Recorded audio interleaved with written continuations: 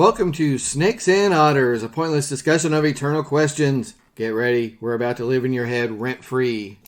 Good morrow, Otterites. This is episode 174. I am Martin. And I'm Robert. And I'm Francis, and I thought Martin was going to forget who he was there. I did too. He looked over at me, he's like, well, aren't you going to say that you're Robert? I was like, no, you gotta go first. Oh, Lord, I guess it's been, It's been a long day. A long day and a lot of bourbon under the bridge, so to speak. It's a good thing we had lunch before we started the day because, we'd be snockered by now. Yeah. Exactly. You soak up some of that stuff. That's why we have breakfast on other weekends, so that we're not drinking bourbon on an empty stomach. That's right.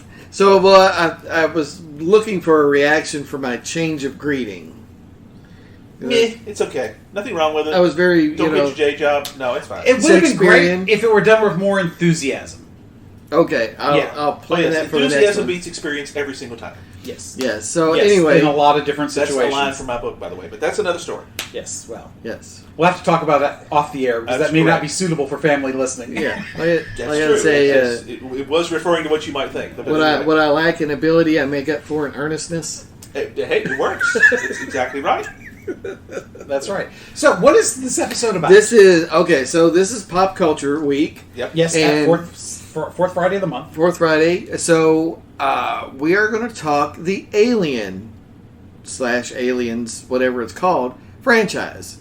Movie franchise. Yes. The movie franchise. Now, the caveat being, I don't really recall too much about Alien Resurrection. Number 4, I saw it. Yeah. So 3 and 4, I don't know That's very with well. the Sigourney Weaver clones and Winona Ryder. Winona Ryder, yes. Yeah, and Brad Dourif and a couple others. I've seen them. They're okay. It's okay. It's really just, at that point, we're milking the franchise. They needed to do something original, which they did later. I mean, they went Aliens versus Predator, which I thought was brilliant. Yeah. And then they did Prometheus, which was a prequel, which I thought explained a lot. And was pretty good stuff, too. Well, there you go. So Francis really is our super familiar guy. What? Really? But I've focused primarily on the first 2 films. And those are the seminal ones. It's like, when you think of the Superman franchise, first and second. Yeah. Everything after that is meaningless. But I think that's right. Agreed. The interesting part is, of course, they're science fiction films. But they're horror. Especially the first one is a horror film. Whereas the second one is kind of also an action movie. It's an action movie, yes. Very much so, yeah. So it's, it's Die Hard in space, sort of. Before Die Hard, actually, yeah. Yeah. Die Hard is aliens in an office building? You could make, perhaps. That's right. But, of course, these films are important for this idea of Ripley as this tremendous female hero, a person of action. Yep. That's right. Now, she's not the first. Technically, you would have to say probably Pam Grier. Love me some Pam Grier. In the 70s, in those blaxploitation films. Yeah, love me some Pam Grier. But, those were not considered mainstream. Right. I mean, they were great for what they were, but they weren't considered mainstream like Alien was. And she went on to become a big star that Pam Grier did not. Yeah. Everybody knows who she is, but not like Sigourney Weaver. Yeah, correct. Yeah, and she did a lot of movies outside that genre. She was able to not be pigeonholed. Right. Or typecast. She could do. She did drama. She did comedy. She did everything. Which is, that's what. And even later in her career, she kind of even poked fun at that persona, that Ripley persona a bit. Galaxy Quest. I mean, come on. Oh my gosh. Phenomenal. And what is the one with the 2 British doofuses, Paul and the alien in the RV? What is that movie? Sorry, you'll have to do a little research when one of their other restaurants are talking. I'm not sure. Okay, well, who's the guy that played Scotty in the modern Star Trek movies? What is his Simon Pegg. Simon Pegg. Yes. Simon Pegg and the guy that he always works with. Oh, Shaun of the Dead? Is that from the Shaun of the Dead thing, they did a movie where they meet an alien because they're driving an RV through the U.S., and Sigourney Weaver plays like the head of the government agency that wants to blow up the alien. I have never seen that. I have never seen that, no. Well, I mean... So now I have to look up what it is. Well, yeah, you go ahead and do that. Sigourney Weaver's also done some really great stuff. She was one of the big bads in the Defenders miniseries on Netflix. Yes. which was the kind of the coalescence of Daredevil, Jessica Jones, Luke Cage, and Iron Fist. Yes. About halfway. I mean, I think they all had one more season after I don't think that. they all did, but yeah, pretty close to it. Yeah, because I know Iron Fist 2 came after that. Jessica Jones Season 3 came after that. And Jessica Jones was the best of those, in my opinion. I love Jessica Jones a whole lot, but I much prefer Daredevil. I thought Daredevil was very good. Was yes, very yes. good. That's correct. And Yes. he's coming back, too. Yes. Actually. And apparently, they're being somewhat cagey on whether or not everything in the TV series were canon, but all indications seem to be that they are.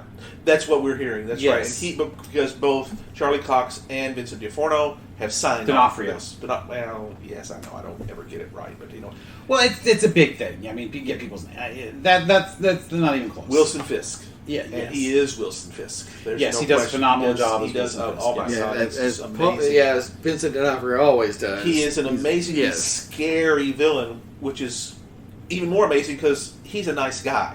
Yes. The actor is just a Yes. really he's a very engaging Well, he's very good. The villain. villain. In Men in Black, he was the guy who was taken over by all the Edgar, insects. yeah, Yes, he was the Edgar suit, yeah. Which was until you go back and say, oh my God, that really was him. Because you only get to see him for just, when he makes that one line, you can have my gun when you pry from my cold dead fingers, and they said, a proposal accepted. And then, well, anyway, it's another one we could talk about. Yes. That's a fantastic So, movie. But we're not talking about that movie. Yes, right. So Sigourney Weaver went on to varied and multiple types of movies and was successful in a good number of What is them. it? Working Girl. Working Girl. She is was the one. Yeah, she was the bad guy there. Yeah. And that was not that long after No, Aliens. that was like 86, 87. That's right, which I think was before Well, the third let's see, it would have one. been 87 or 88 because 88. Yeah, it had to be 88 because I was dating my wife at the time. She wasn't my wife then, obviously, but so that would have been like early 89. Yeah, Yes. which was, I think, before number 3, or it was right around that time. Yeah. I'm pretty sure. Yeah. But Alien itself, though, I mean, when you talk about this, you really have to start with that because it really is one of those rare movies that is unique. Now, obviously, since then, it's not so unique. Right. But for in that moment in 1979, time, that was unique. That movie was scary. Absolutely. Yeah. Absolutely. Yes. yeah, it's scary as hell. It's smushing together this sci-fi idea that we're familiar with and a horror idea that Which we're familiar with, but putting them together in a way we hadn't before. Right. Sci-fi Now, was always this hopeful Creature from the Black Lagoon thing, is probably one of the closest examples of progenitor kind of thing. Yeah. But that's not scary because it's a guy in a rubber suit. Yeah. But this takes that concept because that's kind of science fiction too, Yeah. and really not just turns it on its ear, but really it just takes it to an order of magnitude greater. Yeah. Because it does the science fiction part really well. Yes. And that's unusual too. And it has the benefit of being post Star Wars and post Star Trek, the motion picture, And post Jaws, which I think is very, Yes, and post very Jaws, important yes. because that's the same concept that Ridley Scott is zeroing in on here. Is you don't see the monster until Yes. much Until much later, yes. and that's I guarantee. I and know even until that's really the final scene is really the when it's shot out into space is when That's you right. get your first real look at it. That's right, I mean, you yeah. see the head, you see parts. right, and which is that's the same Jaws thing. You don't really until we need a bigger boat. You don't see the shark, and The even full- then, yeah. that's only just for a brief moment. Yeah. And I want to say I cannot speak to the influences, but I think after that movie Jaws, everybody said, "Well, hell yeah, you don't want to show the monster. That's hell of a lot more scarier." Exactly. And that's exactly what Ridley Scott was It's zeroing in yeah. on. I mean, Scott's the zeitgeist that they Yeah. learned from Jaws. He's building on Spielberg and Hitchcock That's correct. Yeah. to it, and then turning what we've been used to with sci-fi on its head as well. Right. Because we're always used to this notion sci-fi is about the betterment of humanity and all this other. But sometimes it's just about guys working a job. 7-8 people trapped on this towboat or tug. Yeah. The It's a mining freighter. vessel. Yeah, the mining vessel Nostromo, and they're stuck on it. Right. And then, the other really cool piece that you get to, then it's hinted at a lot in the first and made a lot more plain in the second, is bureaucracy gone wild. Yes. It starts as a monster movie, but the real monsters are us. Yes, in the second movie, that is very much the case. Yes, there's a little of that in the first, but not really. Yeah, the only part you really get that in the first is the fact that they have, why the hell are we diverted? Why did we get woke up early to go do this? Right. And they always talk about the company. It's always an unnamed corporation, which is great. And the computer is called Mother. Yes. And Mother ordered us to do this. The thing I like about Alien, a lot of it's just everything you've talked about so far, Martin. It's just such a great blending of the two genres, and blending two genres is really difficult. It's hard to truly. I mean, you can have a romance aspect to an action flick. As a matter of fact, you almost have to have a romance aspect to an action flick. But it's hard to say take a Western and add in, some kind of science fiction? No, because we've done that. I was just saying Cowboys and Aliens in Wild Wild West. Yeah, but those are still difficult to do. But I mean, it's hard to take like some historical drama like Richard III, and add science fiction to it. So certain things just don't mix well. Science fiction and horror to that point weren't really things we thought of together, and what made it so great was the unexpectedness of each of the scary scenes. Mm-hmm. Yeah. So, obviously the first one is when the egg opens. I mean, just opening was a little scary because, the characters jumped and it was just like, holy crap. Nobody expected that. And then, of course, when the thing grabs a hold of John Hurt's helmet and his face, that's unexpected. Absolutely. It breaks the whole concept of this alien itself, which I think is, I think this is Ridley Scott more than anything else, is unlike anything we've ever seen. Right, it's truly alien. That's correct. That's the first time. All other aliens in sci-fi they're humans with humanoid, humanoid with funky heads. This is truly alien, and it also has what I think. Here's the visceral part of it. It wants to eat us, essentially. That's why Jaws was so scary, because it wants to eat us. Right. It's an indiscriminate evil. That's correct. And indiscriminate evil, in many ways, is the scariest kind of evil. That's right, because it can happen to anybody. That's right. Yeah. Yes. And so there's a lot of things working in this too, because in a science fiction film, we're conquering space. Why can't we deal with this thing? Right. And they're impotent to deal with. Right. There's no lasers. Yeah. How can you have a science fiction film without lasers? Just take the lightsaber and cut his head off. No, exactly. There's none of that. So they're so limited in their response, and there's so little information.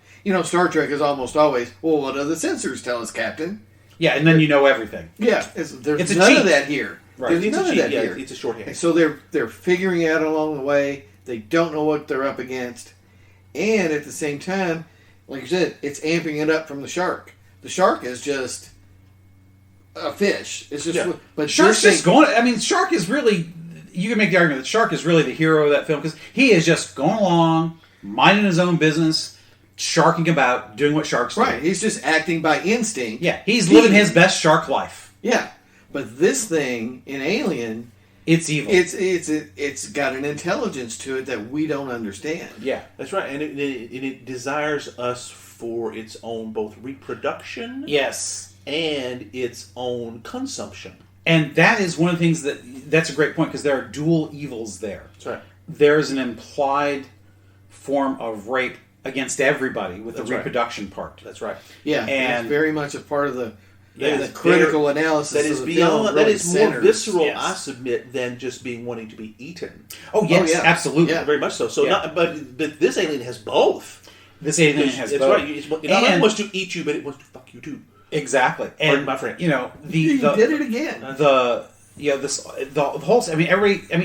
Saturday Night Live lampooned the John Hurt scene a million times, and it's been in other places a million times, where you've got John Hurt. They're all, the thing is off his face. They think it's better. Everything's better, and you're back at that domestic moment. Yes, of eating together as a community, and they're laughing and they're joking, and then all of a sudden he's like, ugh, and he flops around, and he's on his back on the table, and the first part that made it so scary was that spot of blood that just splashed up out of his chest. Just all of a sudden there's this huge, he jerks, and there's a big red splotch on his chest. And, that, there's no comparison in any other movie to that particular act until that point. There's nothing before that. That's right, because it's totally unknown in film or TV. And then the little sucker, pops its head through John Hurt's body. Mm-hmm. It destroys bodily integrity. Yeah. But people literally screamed in the theater. Pooped their pants. When those things happened. That's how scary that was. And that's hard to underestimate now because... it's hard to even properly estimate. It's easy to underestimate now because we're so blasé. Yeah. And because now we've seen it. And... because it's very difficult to come up with something you've never seen before, whether it's in the written word or on screen. That did it, though. And that did it. That's what makes this movie so wonderful, in my opinion, is that it broke new ground in ways that everybody was affected by. There's nobody that watched that movie that said, I saw it all coming. No. Absolutely. And if they do, they're a fucking liar. Yeah, for the first time. Now, it's become kitsch now. It is. Everybody rewatches the movie. Here it comes. Come on. Yeah, nobody's scared. Nobody's scared. Yeah. It's like, wow, here it is again, But yeah. that first time, it was the absolute poop the pants moment. Yeah, again, it's super, super unique for 1979. Just incredible. And again, weaving all of these things together, this science fiction, yet the limited human, even though we're conquering space, we've conquered space, they're on this ship, they're mining some faraway place, but we're still limited in what we can do. This horror aspect of this creature, we have no idea what it is. And then, let's throw in this element of who are the real monsters. But that's late. That's more the second it's one. It's a little bit in the first one, because they do admit... once you find out from Ash... Yeah, he does admit the company wanted them to go find this thing. Yes, and when Ripley takes that long metal bar and hits him upside the head and literally knocks his head off. Because I think up until that point, did they even know Ash was a synthetic? I'm not sure. No, that's right. That's right. They didn't. That was part of the freak out. That was part of the freak out. Oh, she's hitting, but he's bleeding white. What in the hell is going on? What is he? So there's two monsters there, Yeah. And then again, so that's a total another freak out. And of course, they kind of retcon a little bit of that, like, well, they're everywhere, we know about them, but we didn't know he was one of them. Yeah. Right. So, Right. And she didn't know. Right. And now and that kind of comes up in the second that it gets disclosed to the crew that there's a by the second one, it's like, 70 years later, because she's in hypersleep, or whatever they called it. 57 years later. Yeah. So, by that point, they probably are more commonplace. Yeah. Right. But, so everywhere you go in this movie, there's always something else. Yeah. And this movie follows some great horror... we were talking about... Before this show, we were doing this... talking about our stories, our writing. And we talked about obligatory scenes. And this movie has some great obligatory scenes for horror and science fiction. Yeah. So one of the obligatory scenes for horror is that, you think you've defeated the monster. Yeah. Mm-hmm. And then you find out, oh no, it's not really over yet. Right. And this is obligatory not just in horror movies, but, action films and stories have that same kind of thing too, where you think you've won, but you haven't. You got to actually go and finish it off. You shot Hans Gruber, but he hasn't fallen through the window yet. Exactly. Yeah. Exactly. So when the alien gets on the shuttle, and you see, because everything's dark, none of this movie is well lit. Ridley Scott's cinematography cannot be underestimated for the effectiveness. So, and with the alien being that shiny black, leathery, plasticky looking skin, and Ripley's getting in that sleep pod, and then you see, along with all of these cables and tubes, one of them start to move, and you realize the alien is inside the shuttle with her. Yeah, it didn't do any good to blow up the Nostromo. Because she's still got to to fight. Yeah, she's still got to fight. And again, I just love the whole part about talking to Mother, the computer, and just breaking down, crying that they were all used, as pawns to get a hold of this thing. Yes, whatever which it is, humanity cannot coexist with. Right. They understand that. Because it takes they deal with it time. obviously on a more visceral level, which is again one of the great things. One of the things I love about this movie is all of the problem solving they do. They try and it's the term I'll use it, but it's pre-show. They MacGyver all kinds of things to try and figure out how to stop it. Yeah. So they're very inventive. There's that creative aspect of it's very cool the way they try and come up with all these different things to defeat the alien. Crawling through the things, he's Captain Dallas. He's supposed to be the hero here, Right. You're expecting that, and he's got this flamethrower thing he's built, and he's kind of waiting there, and then he dies basically off screen. Yep. And it's like, what do you mean the captain didn't win? The captain's not the last. Yeah, again, another subversion. It's a subversion of that trope. He's supposed to be the hero. No, he isn't. Right. Yeah, because up until that point, you don't realize that he's not the hero. That's right. And again, he even acts like the hero. I'm going out to kill the dragon. Yep. Literally. And, he gets, he's killed almost immediately and almost effortlessly. Yeah. And, it's just, the things that are innovative about this movie, it's so unending. The acid for blood.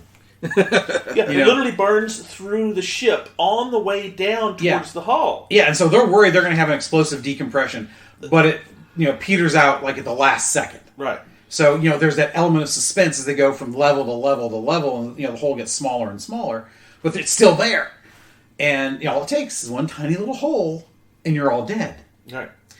And there's just, again, that's a bit of the science fiction. Well, yeah, that's using the science fiction trope for the horror aspects of it. Yes. And that's brilliant. I mean, that's, where that came from. Once the alien is introduced, and after you have that lull of, where you think John Hurt's going to be okay, it is nonstop action. That's right. And it's, every time you think you're safe or okay, they got it figured out, something happens and you're right back where you started from. And it's just a masterpiece of storytelling. The stakes keep moving up and then up and then up and then up until literally there's nothing left except one lady and her cat and her underwear. Yep, that's it. We can't forget the underwear. That's great. Well, it was a big deal. That was a big deal. I mean, yes. I mean, people say, she did what? Why did you do that? That makes no sense. Well, it wasn't really intended to be titillation, although it was a little bit. It was a little bit, but I mean, she's not got the prototypical titillation kind of body. But it's meant to be a stripping down of the humanity. We're no longer a technical, innovative society. This is brute force, blood, bone, and muscle against that. So it's also breaking evil. Well, it's breaking everything to the most primordial aspects. So it's literally man versus monster. That's right, exactly. Woman versus monster at its most visceral, basic and that's level. Exactly why. Yeah, and plus, it's already established in early on that's how they get in these sleep chambers. Sure, because right. So it's not like this is a newly introduced piece of information. Right, yeah, but that's just, the brilliance of the screenwriters, and that's really Scott. We'll give him all the credit because he's the one that really made that. I didn't see this movie probably until after, until after Aliens came out. I saw it in the theater, and yes, I screamed my ass off just like everybody else in the theater. You pooped your pants then. Yes, I did. Because I know how old you'd have been, 14, 13? Yeah, something like that. Yeah. Well, I'd have been 13. That is, 13. And considering the fact that nobody knew this was really coming until it hit, it's not like the internet where, you got it the next hour. Right. It's only word of mouth at that point. Hell yeah, that would have given me nightmares. I didn't see Jaws. It didn't give me nightmares, but I screamed and averted my eyes. I never saw Jaws until we were in movies. college because, and I read the book, but I knew the hype, and that was enough to scare me. So did this one. It says I ain't going near that. And then Aliens comes out a few years later, and then we're in college, and I hear, "Oh, you got to see this. This is really good." And I'm thinking, okay, so I went and saw that one, and I'm older. These things don't freak me out like they used to. Then I went back and saw it. I said, "Holy crap, this really was good." Because I could look at it with an adult mind, even though I didn't know all the pieces. Right. Well, even if we were to see a movie like Alien in the sense that, scary science fiction, we would be so inured to that type of scare that that's not going to work again like it did before. No. That's why Aliens, plural, was an action film. That's correct. It was an action film with horror aspects as opposed to a horror movie with action aspects. Yes. So let's real quick. I think we talked about the first film, Alien. So let's give a little credit to some creators. Ridley Scott, we've talked about as the director. Yes. Dan One O'Bannon, of our favorite directors. Yes. Dan O'Bannon wrote the script. Tom Skerritt as Captain Dallas. Sigourney Weaver as Ellen Ripley. Yep. Veronica Cartwright, Harry Dean Stanton. How can you not love Harry Dean Stanton? Oh, absolutely, yeah. John Hurt, Ian Holm Ian again Holm, as the lady Ash, Holm, yes. and Yaphet Kotto, the lady again, Yaphet Kotto. we love him as well. That's Alien, and then Yeah. And that's it, folks. I mean, that's all you needed was just that crew. You didn't have anybody else. Yeah, it was a very basic set. I mean, it was movie. It looks like it was probably expensive, but it probably wasn't expensive to make as you think. No, it was not. It was. I want to say because it was an untried concept. Yeah. Science fiction. Well, it's like Star Wars. Only got like $7.5–10 million. Yeah. And granted, 77, that's good money, but not really as much as you would think even back then. Right. And certainly for how much money it made, that movie and that's another was reason profitable why as hell. this was an easier sell. Yes. Because everybody was into science fiction movies then. Right. So this was especially space movies. Right. Yes. And that's Star Wars really did kick off a change in not just how movies were made, but what kind of movies. Yeah, you could approach a studio and get this kind of material made. Right. I mean, that's essentially how the Star Trek, the first film. Well, that's correct. It was Paramount. Look at Star Wars and all that money that says, "Well, don't we have something like that?" That's what the and then they screwed it up. I mean, Yeah, they did better on the second one, but the first one, they had almost killed it. It was very different. It had Visually stunning movie. Correct. I mean, in the director's cut, if you've got a chance to see it in 4K, they recently re-released the director's version of it with Robert Wise. Holy mackerel! I've watched it twice. It's big surprise. Yeah, it is great. Yeah, really is. I guess you and I are probably like the oddballs. I do really like the first Star Trek. I like it, but as even before I got into understanding writing, of its limitations. Yeah, there are things that I look at that and it's like, oh my god, this is so boring, and it's rated G, the original version. That's right. It was, yeah. And which is you think is odd because there's a death in it, but it's still rated G. Yeah. But it's just it was a little too cerebral.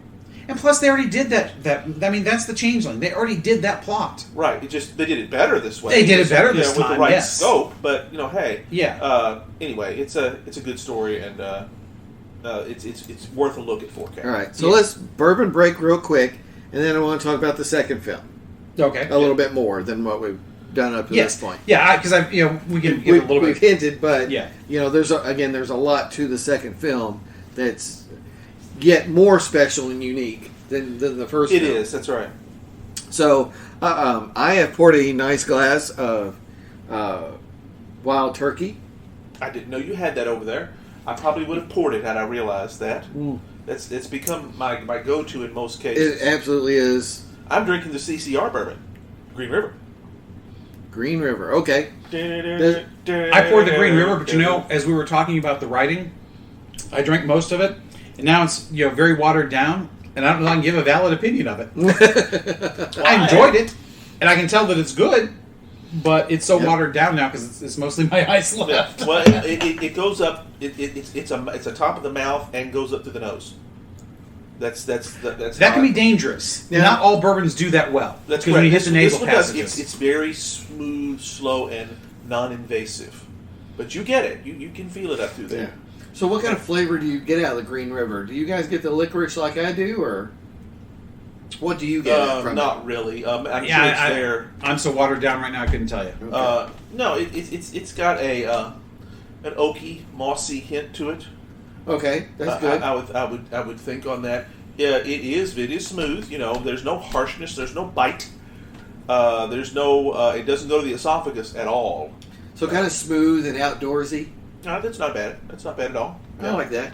That's good. So Green River is definitely a recommend. Yeah, the Wild Turkey is, of course, a recommend. I'm going to have to review the Green River for the next episode. Yeah, Green River's from Owensboro, which, of course, that's where the Green River is. Goes through that area, down that way. And so it's not quite as close to us as some. And it's got its own, because this is me talking, I suspect the limestone down there is just a little different than it is here close to us. Oh, probably. So it's going to have a little bit of a different flavor, which it's still close enough. It's good Kentucky bourbon, so yeah, it's just going to have a slightly different palate. But the wild turkey again with the pear and vanilla. That does it for me. That's if you ask me to pick one, if I'm going to order it, it probably would be that. And it factors into my writing project. I have to mention wild turkey. So. Hey, there you go. The characters like to drink bourbon. All right, so cool. That's a very good quick bourbon break. So, the second film, 86, Ridley Scott is not the director here. They turn over to James Cameron. Not a bad choice. Fresh off the success of the first Terminator film. Yeah, that's right, because this is 2 years after that first Terminator, 84. Yeah. And really, this is kind of late for a sequel. Normally we don't see one. Expected there would be one, for several years. We weren't really into sequels other than Star Wars and Star Trek yet, and those were actually just kind of starting because you finished the 3 Star Wars movies, and even though George Lucas was talking about more, we wouldn't see those for another 10 years. Yeah, by this time we have had 3 Star Trek movies. 4 came out in 86, didn't it? Yeah, it would be. Yes. Yeah. So you got 4. So that's the concept of franchise is only becoming something. Yeah. And I'm not sure that didn't kind of go into this saying, that first one was really good. We did have some franchises. It was like this is not unheard of. Right. But it's not big yet. Well, sequels are not like they are now. Well, there's been 2 Jaws by this point. There might have been 3. But the third one was meh. Well, there's Dirty Harry movies; those are there's sequels there. Well, that's James Bond. My God, James Bond. So it does happen. But James Bond for as popular as it is, it's not like blockbuster mainstream sequels like we see with the Star Wars movies or the Marvel movies. Not at this I'd time. like to say Trek, but really Trek doesn't hit as mainstream. Oh no, not at all. As we would like to have seen. Bond is pretty well established by this point here as a summer movie that's reliable. But the concept of tentpole really wouldn't come until later because when things get more expensive, you're working that way. Summer blockbusters starts with Jaws, but it evolves. Yeah. And it goes so Aliens, it's totally different take. In the sense that, it's almost like, we know we can't be as scary because people have already seen all the scary stuff. So they go a more straight sci-fi action film. Which I always said, these movies, they prove why science fiction is a great vehicle for every other genre. Correct, because you can do any of those. Because you can do any of those. Yeah. I mean, you can do a Western. You can do... Outland was 81. Right. I mean, it was a fantastic movie. You can do action. You can do romance. You can do every single... And horror. You can do every... Comedy. That's right.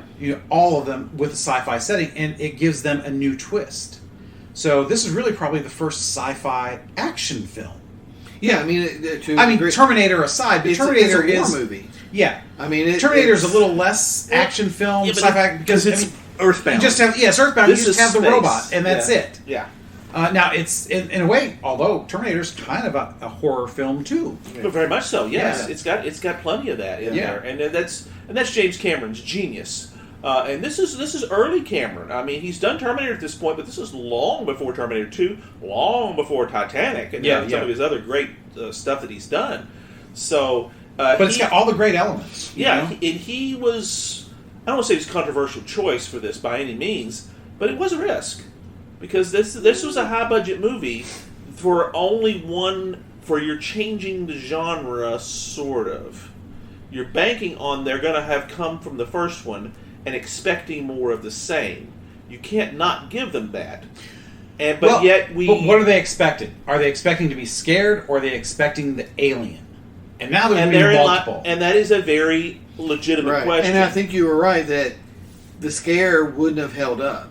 Right. Yeah. I mean, but the audience may not know that. Took it in a whole new direction. But I don't know, because I think by then people either would have seen it enough times, or by then it may have hit one of the early cable franchises. Yeah, it was huge. People were all over it. Yeah. So people would have seen it multiple times if they wanted to. So I think the ability to scare people with that kind of stuff that the aliens do, you'd have to come up with something new. Which you kind of do with the Queen. That's right, Yeah, and that's daily kind and of the clean. intention of anytime you do a sequel, you've got to do it bigger and better, deeper Yes. and longer, the whole schmear. And this definitely does that. Well, it does, but it it raises cha- the stakes hugely. Well, yeah, completely. It's very different. Yes, and I think it succeeds. Oh yeah, it's one of the few. It actually surpasses in most people's minds. Well, it's like Star Trek 2. Well, yeah, It absolutely. surpasses Star Trek 1. Yeah, And Terminator 2, in many ways, surpasses 1.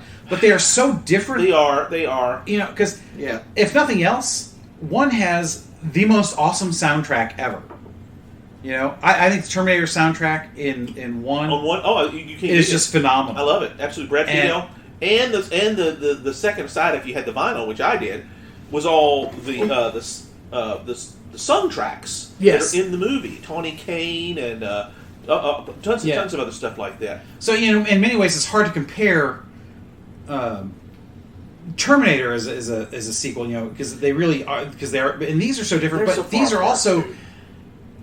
these are close enough to me that they do compare. But yeah, they are a lot different Yeah, too. I mean, it is again the cool thing that Cameron did is made a break from the horror aspect to turn it into something else. Yes. And was Just successful actually- with it yeah, because and in it many worked, respects you're it was discarding good. what made the first one so damn good. Yes. And for a studio, that's a risk. Yes. Why would people come and be disappointed because they don't get what they got the first time and loved? So that's from a studio Yes. perspective. Yeah, that's a thing. But Cameron sells it Yes. because Because Cameron wrote this script that's correct. It had and directed. and Terminator 2 was such a Terminator 1 was such a huge blockbuster. Only 2 years earlier. But blockbuster, but in the sense that it was unexpected. Oh, yeah, it was it's the right, it's a low-budget unexpectedness movie. that made it Yeah. so And impressive. they realized this guy can pull off this. Yes. Because he made us a shitload of money 2 years ago on a shoestring budget, essentially. Yes. So let's give him a little bit of a budget and see if he can do it again with a similar Yeah, type of a because franchise. when you watch that, especially when you watch it on the VHS back in the day, it has a very 70s vibe in the quality of the filmmaking. Uh-huh. But when you get to the point where you've got Arnold and then the de-skinned robot, Right. it jumps a bit better. But I mean, a lot of the scenes, like when they're at the bar or when she's getting ready, it's like, man, this could be a 70s flick. I feel like this is very much so. Yeah, Just in a Linda way. Hamilton's hairstyle was screamed that. Yeah. But anyways, let's back to Aliens. Yeah. So for me, not to I just want to. I love the action aspect of this. There were lots of things that were very much foreshadowing. When Ripley gets in the suit, the exosuit, and is moving all the stuff around and what have you. You just know that that's going to play That's in gotta later. play Yeah, in. and that's good But story writing. It's good storytelling, but the payoff was really good with that. Oh yeah, it was not all of the action pieces were really good. And you see an evolution in Ripley Yes. from the fear from the first film to the To second get away film. from her, you bitch. Yeah, to this escalation of protecting Newt. Yes. So the if you're not, I don't see how you could not be familiar with this story. But if you're not, Ripley has been adrift in space for 57 years. Yep. She's rescued. The company now has a colony on the moon that they had set down on, where the alien was. Yep. They have lost contact with the colony. Right. And They're terraforming it, so it's not. You don't have to be entirely in spacesuits to Right. walk around on it. But yeah, they're manufacturing an atmosphere. They have a facility on the site they've lost contact with, and they want Ripley to go out and take these colonial marines. There Yes. you go. It's so cool. So it's, again, this, you're smashing together this Clint Eastwood, Heartbreak Ridge, Iwo Jima, John Wayne kind of idea with this, What was the sergeant's name? Apone. Apone. Apone. And who's the actor? Oh, and I wish you'd asked me that a second ago. I don't know. Because he's that. great. I he's love his. And he's another subversion of the trope because he's supposed to be the badass guy in this that you would think would be the hero. Right. If he's the John Wayne figure, he goes out early. which is a Yes. subversion of the trope. But at this point, though, I think we expect that because we know Ripley's going to be the hero. Well, that's correct, Yeah. and it's it's hitting. But the she does story share the beats. spotlight this time Yes. with She Michael does. Beam's character. Yes. Yeah, Hicks. well, and Hicks. with Hudson. Hudson as And well, Bill and Paxton, the first group of survivors, which I like that in many respects. You take the larger group and then you whittle them down, and then you continue to whittle those down even further, sort of, kind of one by one. Yeah. But in this case, you've actually got a subversion in here. You've got a villain, Paul Reiser, Yes. who is oily as all get out. Oh my God, he is so oily. And yet he starts out to be this reasonable guy that's going to help Yeah, her. seems like he's on her side. He's got that's just his ability to act. This is one of his early roles. That he Well, can- yeah, it's his ability to act, but it's also the nature of the character. That's right. Yeah, I mean, Cameron submerging this into, you don't find out till later that Burke was the one that sent the communication to the planet. Said, "Hey, go find this thing." That's right. That Ripley's talking, because none of the rest of the company believe her. That's a big scene in it too. That's right. It's early on. Yeah. She can't even get her license to go back in space. The company Because don't want there's anything no to do with her. records because for whatever She blew reason, up the ship. That's right.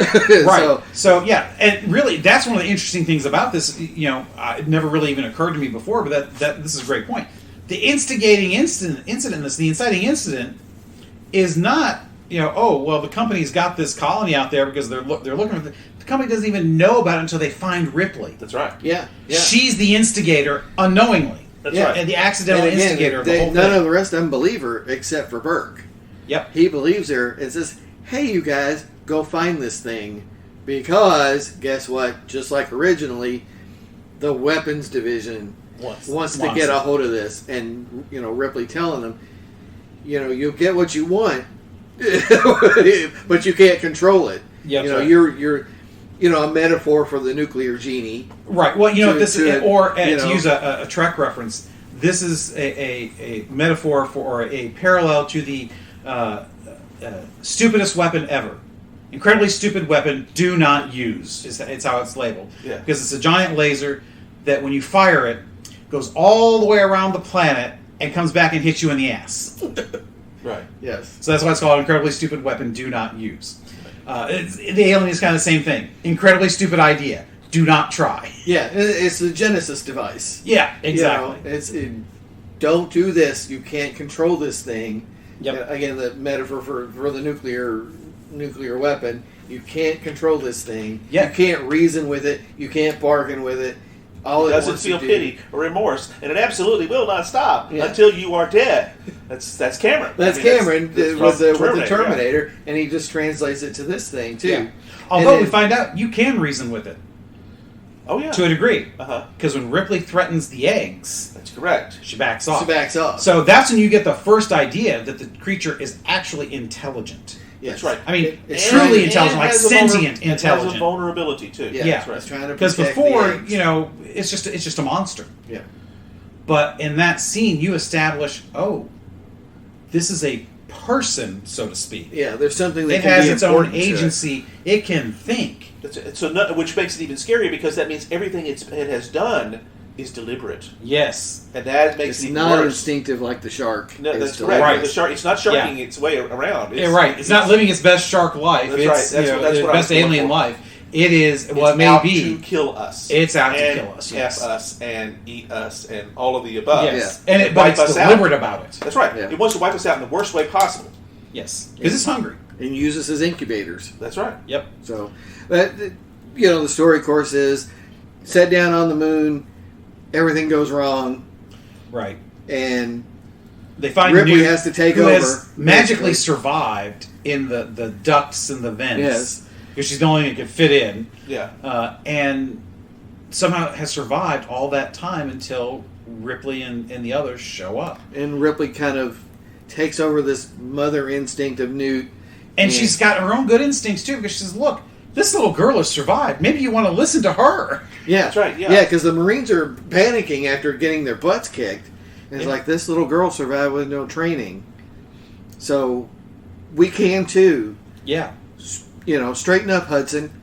And so they figure out that, of course, the initial battle with the aliens has damaged the reactor. Yes. So, there's no longer a need to take off and nuke the entire site from orbit. It's the only way to be sure. That's right. It's going to happen anyway, and that the urgency now to not only beat the aliens but to get off the planet. Right. Because there's got to be a timer. Yeah. In an action movie, there's got to be a timer, something that you're racing against, and now you have 2. Yeah. So you got to get away from the alien, but you also have to get out within a certain amount of time. And there's also that subverted undercurrent too of the synthetic Bishop, Yes. who of course in the first movie was Ash, which was absolutely villainous. Yes. Yeah, Whereas a in this pawn case of here, the he is company. heroic. Yes. And, yes. Lance Henriksen. That's absolutely, and that's a marvelous subversion of that because you don't really know that. Right. And you think he's great. He's got all these abilities, but you find he's not quite as good as everybody thinks because you've got the scene where they do the knife. That's right. Yeah. And he walks away, and he's doing, he's licking or sucking on the leaking from it where he's cut himself. That's right. And of course, that's how he's revealed to be a synthetic. And it's how, yeah. Yes. And but you realize, oh well, maybe he's not as good as they think he is, which that's always a good thing to lay out there. That means you have to excel somehow. I don't know if this is Michael Biehm's first movie, but it's one of the earliest ones he's in. Well, he was in the Terminator. Besides Terminator. Yeah, that's right. He and Cameron had worked together. That's right. So that's really one of the reasons he got the role. Yeah, is because I forgot that because he's honestly, you put him side by side, it's like he's so scruffy here. He's I always forget that they're it's just the 2 years same apart, guy. Yeah. So well, I mean, but still, they the characters are presented differently. Is my point. Very much so. Unless I think about I forgot. Oh yeah, that is Michael Biehn. Yeah, and both. He was in The Abyss after that, and then Tombstone. Yes, and I say he's in The Abyss. He's great in The Abyss. Right. Yeah, and that was also Cameron too. Yes, and this one, even though it's so different from the first, it builds on the first and makes it into something that's like, oh yeah, we could see more of this. Mm-hmm. And that's what makes the second one so genius, because not all sequels are better. People say Empire Strikes Back is the best of the 3. I'm not entirely sure about that. Maybe from quality of storytelling it is, but honestly, Empire Strikes Back leaves me a little flat just because it's in the middle. You don't really resolve anything. Yeah, and not as much as is new like it was with that first one. That's and that's what they were worried about here. Is there's a double-edged sword of give them what they expect versus you better be better this time. Right. And this succeeds in both areas. Right. Because they didn't do either. Right. Because they didn't do either. Yeah. Because they didn't give them what they expected. They didn't give them the horror, but they still gave them the aliens. Right. And that's where the horror is. Yeah. Is when they open up with the and they got the flamethrowers, and you see not just one alien, you see dozens, and they're not just coming on the ground. They're climbing over all surfaces of this hallway they're in. Right. And there's dozens of them. That's scary. That's right. Because they're already scary from the first movie, so you're taking what was given and paying it forward, and that's brilliant. That's and Cameron amps it up with a little bit of a MacGuffin device of the proximity locator. Yes. That beeping, and that more it beeps the closer they are, but they're still not in the frame. Right, Yeah, and then that's they're right on top of us, and then as everybody slowly looks up, Yeah. you realize they're in the ceiling. They're literally up 2 meters. That's in the room, Hudson. Oh. Yep. So real quick, let's do a little appreciation of creators. Again, James Cameron wrote the screenplay and directed this one. Awesome stuff. Sigourney Weaver again as Ellen. Ripley. Well, yeah, awesome. it stands or falls in many respects on her. Yeah, and it was a genius the way the transformation of the Ripley character. Yeah, there's a logical progression without being a Mary Jane. Yes, Mary Sue. Mary Sue. That's Mary right. Sue. But you're right. Mary Sue. You want that's the beauty of a sequel is there must be character progression from movie to movie to really to mine that very well. And this one does it in spades. Yeah. Much more overtly than many. Yes. And so we already mentioned Michael Biehn again as Hicks. Paul Reiser we mentioned as Burke, the oily Burke, and was. I loved his costume because all it was a linen jacket with the collar turned up. And that was the new space futuristic fashion. suit. Yeah, the futuristic three-piece. Spent all the money on sets, so it's like, Riser, I don't know what we're gonna do. Just turn your collar up and push your sleeves up, and that was his costume. That's all you needed. That's right. Yeah. But yeah, you think of Paul Reiser again, the Mad About You, and as a comedian, and, right? But he was, he's really good in this all the way through. You think he's a good guy, and then revealed at the end is he's the guy that sent the order to go find this thing. He's the one that wanted to try to get it back, and weaponize it. Ripley and Newt in the room, trying to get them impregnated. That's when you really go. know that he is not just a minor level guy. He is bad business. The thing I like about this is you care about all of the characters. Yeah. You become invested in them, either in hating them, as you do with Burke once you realize who he is. Yeah. Or in each one of the Marines. Well, Gorman, the lieutenant, who's an idiot, but he means well. He tries. Yeah, and he has his redeeming moment when he and the Vasquez they die blow together. themselves up. That's right. She grabs hold of him at that second, knowing that, and that's his redemption moment because she accepts him she says, as a Marine. That's right, even though you're an asshole. Yeah, you always were an asshole, Gorman. But she's willing to die with him. Die with him like a Marine. When she says that, it's also a compliment. That's correct. That's right. And that's great storytelling. That's right. That's exactly right. Because it means a lot more. It means a lot more. Scream subtext to you're one of us. And it's what we talked about in pre-show. How just a little hint of something, tells us so much. We all imagine so much based on that, and that's a great example of it. Yeah, that's right. Great example. Again, real quick, we mentioned Lance Henriksen. Awesome job as Bishop. Yep. Carrie Henn as Newt didn't really go on to have an acting career. Did she die, Carrie Henn? Or maybe I'm thinking of another non-poltergeist little girl who was in movies in the 80s. Maybe. I don't recall. But I'll just, real quick again, Hudson, the other big-time survivor Marine, is Bill Paxton. Yeah, Bill Paxton, who has passed, Yeah, Jeanette Goldstein is Vasquez. Mark Olson is Drake. Rico Ross is Frost.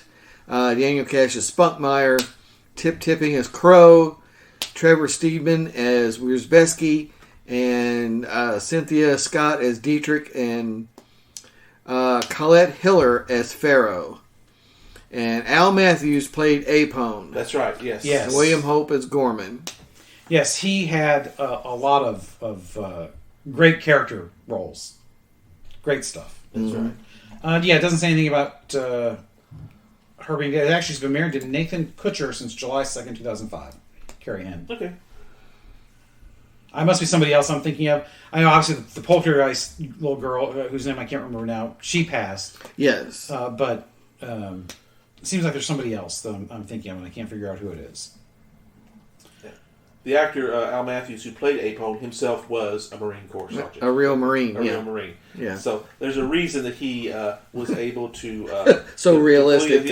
Every meal's a banquet. Every day's an adventure. Secure that shit, Hudson! That's right. Yeah, and the way he just chews on that cigar. That's right. He nails that with such... It's actually a small part, but he just... All it takes is just those few moments with him, and he's that. And because you realize he's the guy that's really in charge.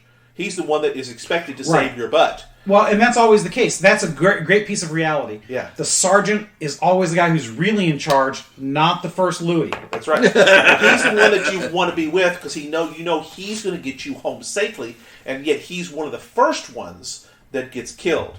Yep. So that removes that heroic underpinning from the story. Like, oh my God, now what do we do? Yeah, and the only guy who could best get us out of this is gone. Is gone. And that's the conflict then of Ripley has to tell Burke, this operation is under military jurisdiction, therefore Corporal Hicks is in command. Yeah, that's right. It's not up to you, company man. That's right. Yep.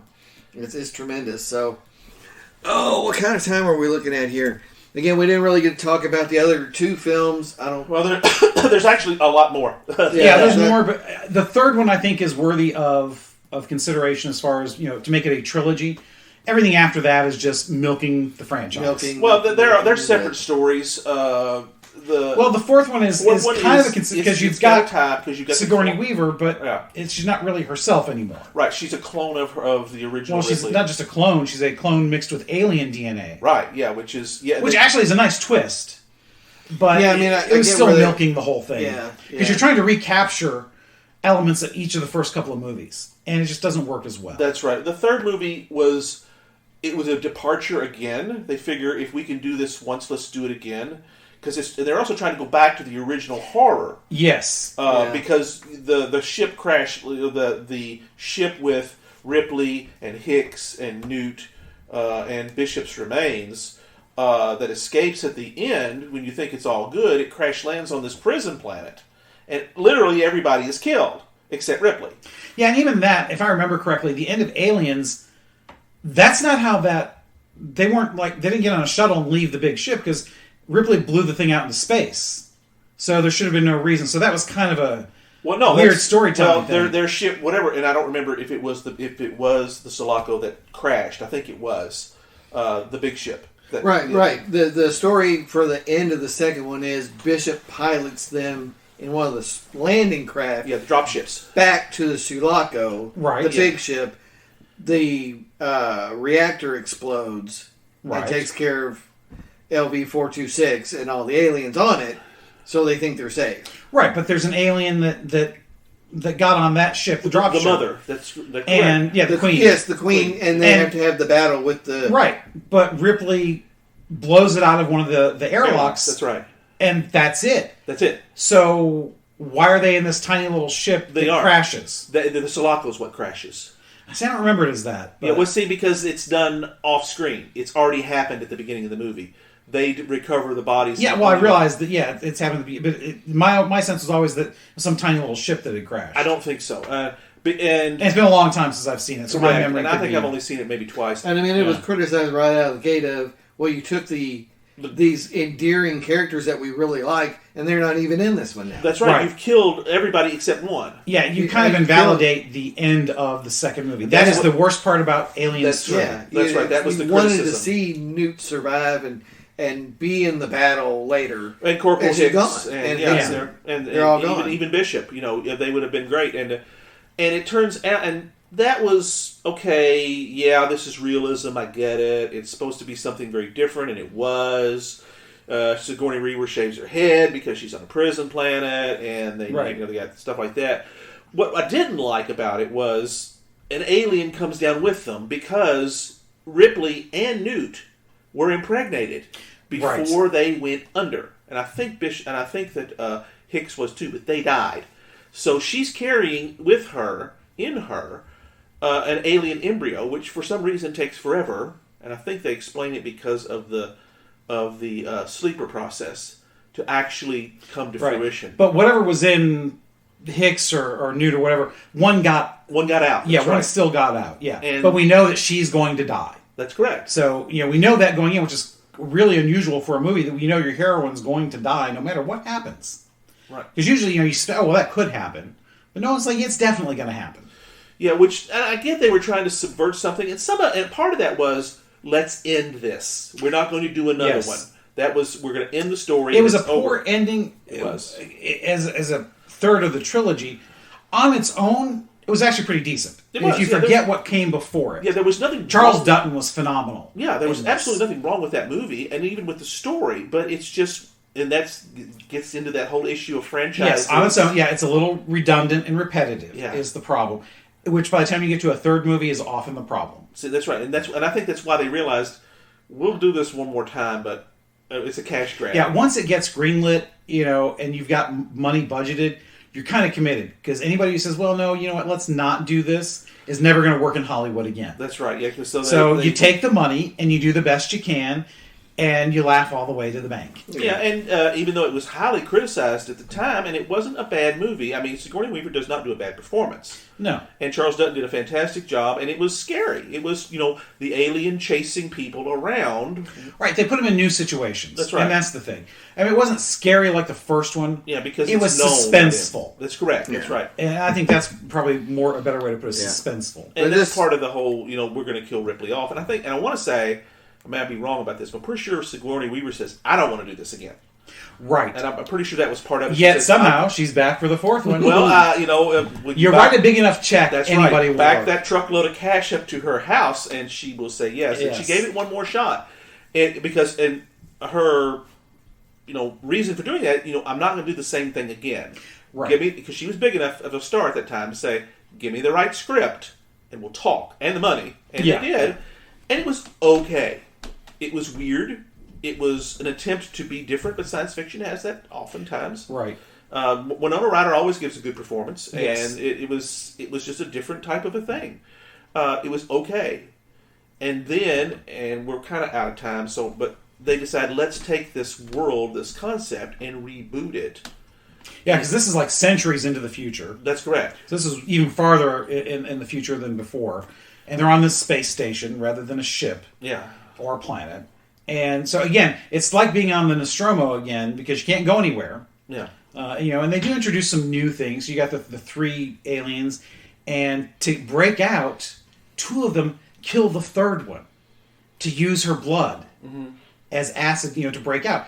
Brilliant. Didn't see that coming. Yeah. Which one are you talking about? Which movie? Aliens 4. Aliens. Oh yeah. The one with Yeah. That's right. So where they continue the franchise in the future. Right. That was brilliant. Did not expect that at all.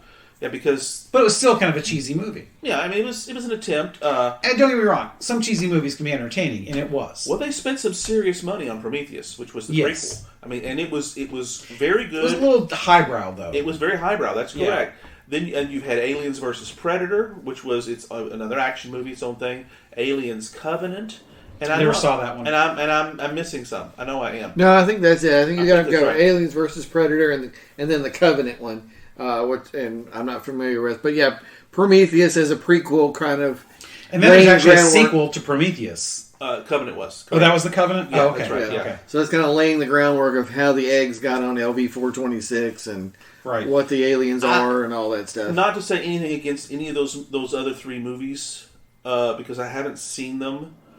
But they were okay. They were decent. They got greenlit. They made money. But that magic of those first 2 never got really. It can't be surpassed. It couldn't be surpassed. Yeah. Now, I will say this quick story before we end. So I see aliens, plural, in the theater with our good friend from Michigan. Yes.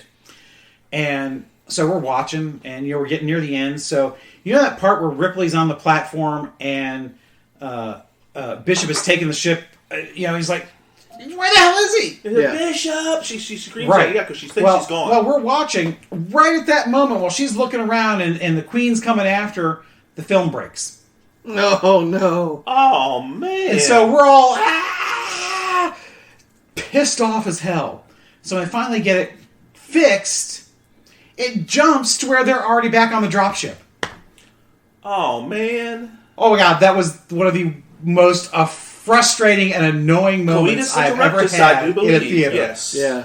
Because, that was a great moment. Yeah, that's right. We were totally cheated out. And we sat there for like 15 minutes waiting for him to fix it. Well, yeah, because you got to know what happens. Yeah. Right. And you missed the part where Bishop says, everything was getting pretty unstable. I couldn't take you off. Yeah. You know, because sorry to give you a fright. One of the big subtext is you can't trust these synthetics. Yes. Yes, no, maybe. What is that? She says no. Everybody else says yes. What's the truth? Until he appears here. And then she trusts him and that's right. brings him into the circle like with Hicks. That's right. Yeah, Which wants to take care of him. Which, of course, gives you sympathy for him when he gets torn in half. Sliced in half. And survives because he's synthetic. And that was a great scene, too. Mm-hmm. Oh, yeah. Another one of those unexpected kinds of things. Because you didn't know that had come up with him. Yeah, so she wants to save Bishop because Bishop saved her. So. Yep. All right, well, that's pretty good. That was way more than I thought we would get out of In Space No One Can Hear You podcast. So we'll wrap this up and move on to the Hoopajube next to the time. Hoopajube. So what is next for our Hoopajube friends? We got 5 weeks this month, so we're going to go back to bourbon again. Yes, I know why you're doing this episode. Why? Because it's going to drop on your birthday. Oh, okay. I'll take that. Yeah. That's right. We'll raise a glass then. Absolutely. Because that's right. It's we're going to talk a little bit more about bourbon. We talk about it all the time. We talk about some of the new bourbons we've tried that we want to try. All that sort of stuff out there. Deep and oaky and smoky and marvelous to the tongue. That's what's next time.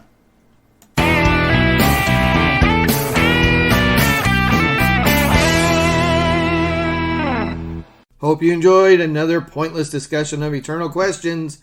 Remember, new episodes published every Friday at noon Eastern. Spread the word. We're on all the major podcast platforms. And leave us a comment or review because that helps others find us.